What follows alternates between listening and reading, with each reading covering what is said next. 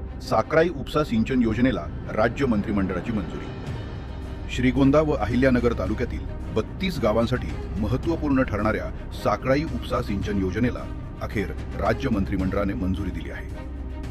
बुधवारी झालेल्या बैठकीत हा निर्णय झाला. यासंबंधी मुख्यमंत्री देवेंद्र फडणवीस यांनी 7 वर्षापूर्वी शब्द दिला होता. त्यासाठी पालकमंत्री राधाकृष्ण विखे पाटील व भाजपचे प्रदेश उपाध्यक्ष डॉक्टर सुजय विखे पाटील यांनी सातत्याने पाठपुरावा केला. आता ही योजना 1234 कोटी रुपये खर्च करून येत्या 4 वर्षात पूर्ण करण्यात येणार आहे. म्हसेगाव येथून 4 टप्प्यात पाणी उचलून ते श्रीगोंदा व नगर तालुक्यातील 32 गावांना दिले जाणार आहे. त्यातून लघु पाझर तलाव, सिमेंट नाला बंधारे, गावतळे भरून घेतली जाणार आहेत. या योजनेसाठी 1.60 TMC पाणी सिंचनासाठी व 0.20 TMC पाणी पिण्यासाठी देण्याचे नियोजन आहे.